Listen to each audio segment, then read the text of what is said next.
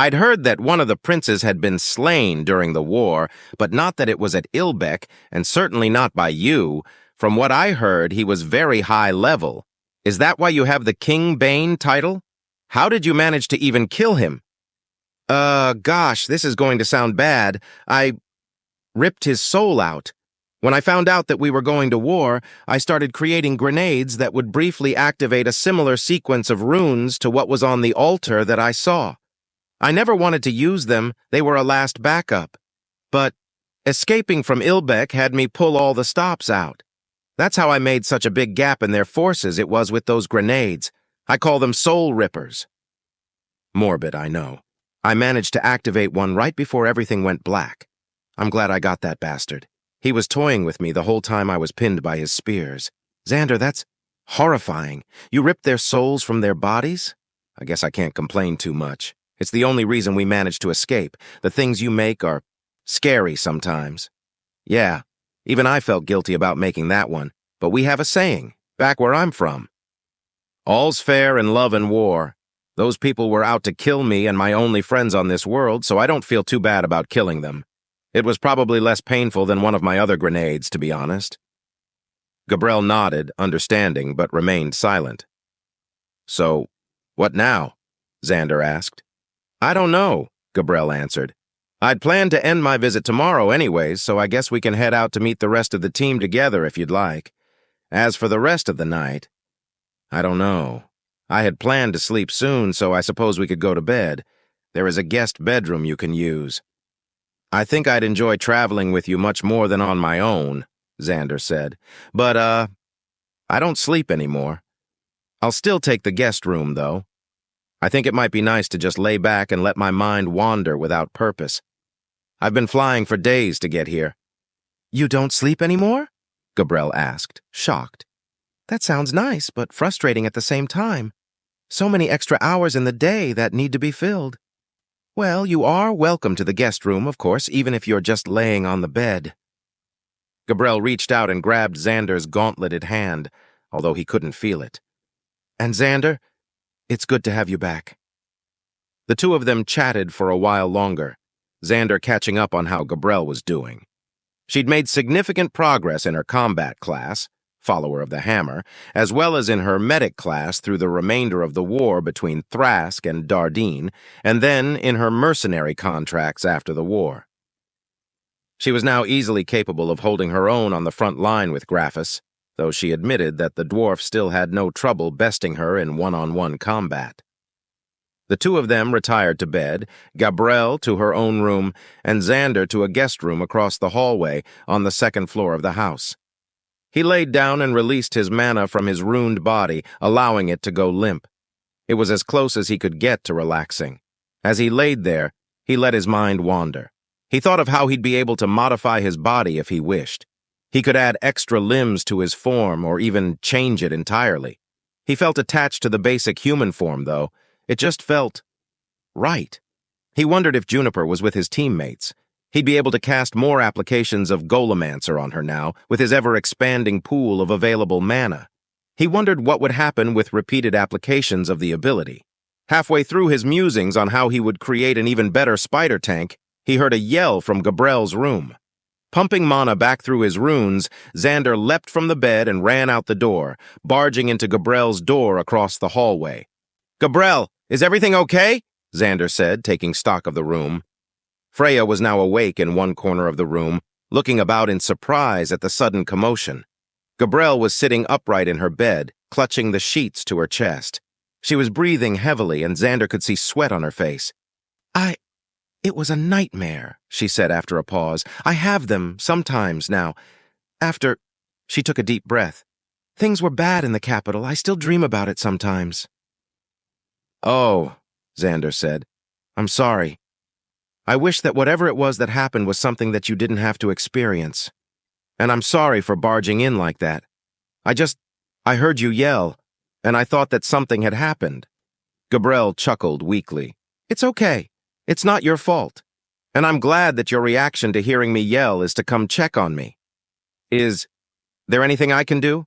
Xander asked hesitantly. Gabrielle looked embarrassed as she thought about his question. Finally, she answered, Would, would you mind staying with me?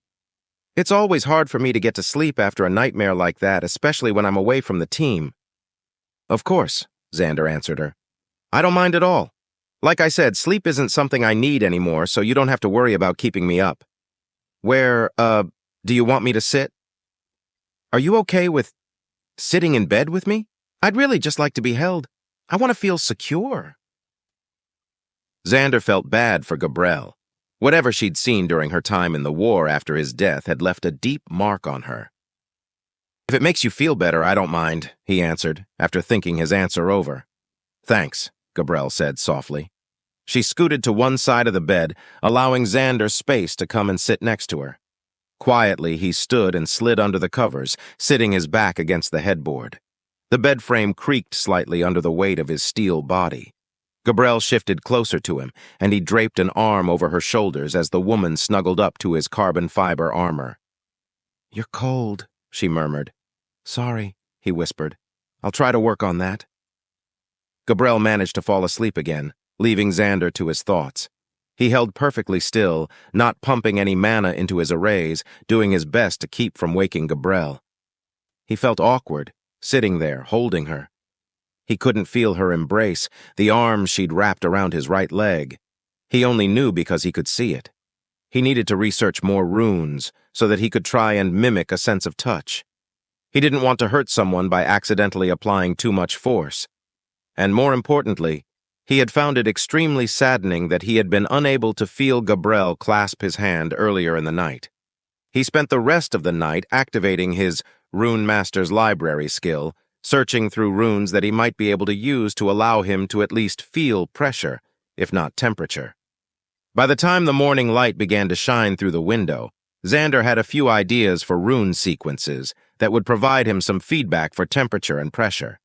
He'd have to learn how they felt to him and start getting used to correlating that feeling to pressure and temperature, but he felt confident he could do it.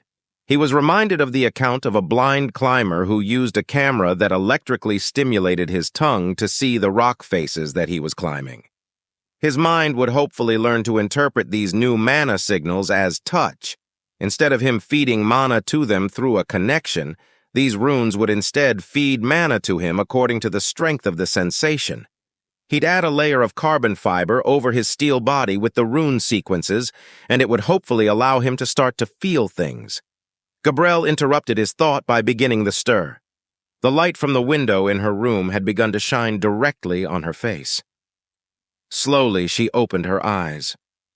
Morning, Xander said to her, noticing she was awake. The young woman shrank in on herself slightly.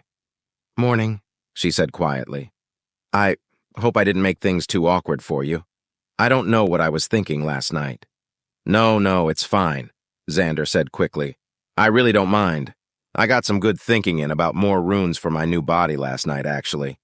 I don't really have a sense of touch right now, you see. So I'm going to try and fix that. But I didn't mind holding you, if it helped you sleep better. I believe in the concept of platonic cuddling. Platonic cuddling? That's a new one, Gabrielle said, assuaged that she hadn't damaged her relationship with Xander. I think I like that phrase. Do you think we could do this again then, if it's not weird for you? I haven't gotten sleep like this in over a year, I think. Yeah, sure, Xander said. I don't mind. But you're going to have to work out some way to not be so damn cold or you'll freeze me to death in winter, Gabrielle chided him with a chuckle.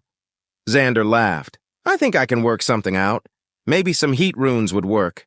I could always crank them up and heat up a whole tent for you. So what do you need to do to get ready for the trip? Well, I need to get dressed for one, she said. I know you've already seen me in my small clothes from last night, but I still feel exposed, thinking of changing in front of someone. Do you mind stepping out and I'll pack up my things and meet you downstairs? Not a problem, Xander said, sliding out from under the blankets and standing. I'll see you downstairs. This early in the morning, neither Harriet nor Roland was awake. Xander made his way silently down the stairs, thanks to the runes on his armor, and sat down at the kitchen table. Waiting for Gabrielle to come down, he began creating small sheets of carbon fiber and running them with various sequences, testing his theories of simulating touch and temperature. He settled on one for each that gave him very clear mana feedback and resolved himself to create more on the journey out from the city. Gabrielle made her way down the stairs about 15 minutes later, dressed in the carbon fiber armor that Xander had created for her 3 years ago, though to him it felt like it was only a few months. The two of them matched now with their matte black armor, though Gabrielle's smiling face mask contrasted his grimacing skull. Harriet and Roland both come out from their own rooms soon after Xander and Gabrielle met downstairs. Harriet had clearly told Roland that Xander was some kind of ghostly monster, as the man would hardly even look at him. Xander was starting to regret his little display with taking off his helmet. He'd probably be best served by not flaunting the fact that he was a revenant now. He didn't want people to be automatically afraid of him, or to refuse to work with him. He should probably visit a guild house, too, to get his status updated. Maybe not here in Thraskian-controlled territory, though. He didn't want his name getting back to the authorities just yet, even it was only a small chance. Would he even be allowed to rejoin the guild? Surely they had been informed of his death. And now he had the Revenant title. Xander wasn't sure if that was one of the titles that precluded membership. He hadn't exactly been provided with an exhaustive list. Maybe he should go to the one in Anlet. They at least might still have his old status updates filed away somewhere. Roland and Harriet had busied themselves in the kitchen, trying their best to keep as much distance from Xander as possible without appearing that they were doing so, leaving Xander alone at the table with Gabrielle, who was eating a few pieces of bread and meat for her breakfast. "Hey, Gabrielle, am I still technically a member of the Mercenaries Guild?" Gabrielle tilted her head, thinking as she chewed her food. Maybe? They were informed of, your demise. But I've heard stories of mercenaries who returned after reports of their death. It's not exactly common, but I would think that they should have some kind of protocol for this kind of thing. I take it you're wanting to be reinstated?" Xander nodded, saying, "Yeah, if you guys are still doing contracts, then I want to be able to, too. Do you think I should try here in Anlet before we go? Maybe they still have my old status updates. I was thinking that might help." Gabrielle shrugged. "It certainly couldn't hurt," she said. "Do you think I should be worried about trying to do this in a city that Thrask controls? I don't know if it would be a good thing for my name to be put out here. I wouldn't worry too much. There is a lot of bad blood between the Mercenaries Guild and Thrask after the war. A lot of mercenaries from Dardine died during the war, and the Guild hasn't forgotten about it, so I wouldn't worry about them cooperating with Thrask any more than they absolutely have to. And since I've never heard that you were the one that slew the prince, I don't think it's common knowledge. Maybe the king of Thrask didn't want it being known that a mercenary was the one that killed his son. I don't know. Either way, I think it would be best to make a stop by Guild on our way out." "All right, I trust you. You've got the lay of the land way better than I do. Let's go." The Mercenaries Guild Hall wasn't nearly as crowded as Xander was used to. There were maybe half the number of mercenaries going about their business in the building as he remembered. Had the war really gone that badly? It took little time for Xander and Gabrielle to see a clerk. "How can I help you?" the woman asked. I need to get reinstated? Not sure what exactly to call it, but you were given a report of my death a good while ago, and as you can see, I'm still here. It was about 3 years ago. My name is Xander Jones. I updated my status a couple of times here. Maybe you still have them here somewhere." The female clerk looked at him interestedly. Now that's something I haven't had to do before. Let me first check and see if I can still find your papers. With any luck, they're still laying about somewhere in a folder or book. We hardly ever throw anything away here, you see," she said with a small chuckle. The woman, rather portly, with dark brown hair, stood from her stool. She took up a small monocle that was resting on her desk space and made her way to a door behind the counter and then out of sight. It took nearly 20 minutes for the woman to return through another door further down the building. She looked a little disheveled, and spots of smeared dust were visible on her blouse. "Found it," she said, waving a folder at Xander. "That's great," Xander said. "So what do I need to do now?" "Well, let's take a look here at your file. Yes, I see there's a note in here. It describes you falling in battle at Ilbeck." "Wait, you were at Ilbeck?" the woman asked with awe. Yeah, I was," Xander said, feeling uncomfortable with where this was going. "But There was only one mercenary who fell during the fight that day. Are you him? She asked quietly. The one that everyone thought died so that they could break through? I've heard stories about that day from a few of the mercenaries who survived the war that were there that day. Xander looked about, but the woman's low tone hadn't yet drawn any outside attention. He leaned in and replied in a quiet voice, "Yeah, that was me. Listen, I don't know if Thrask is going to be happy that I'm not dead, so I'd like to try and keep things quiet if possible, you know?" The clerk nodded, conspiratorially, looking to either side. Of course, she said in a whisper. She cleared her throat and returned to a normal voice. Ahem, so now I'll just need to see your status sheet so that I can get a new copy in your folder and verify your identity. If you don't mind. Xander took a deep breath. Now he would find out if he was going to be banned from the guild. He opened his status window and flipped it around to face the clerk. He watched as she scrutinized it, comparing it to the most recent copy of his status that he'd had taken down over 3 years ago. He saw her do a double take as she read the portion of his status that contained his titles. I need to go get my superior. I'm sorry I can't complete this for you, but I've never seen a title like that. I need to confirm if it is disqualifying or not. I'm sorry. She looked nervous and was now avoiding eye contact with Xander.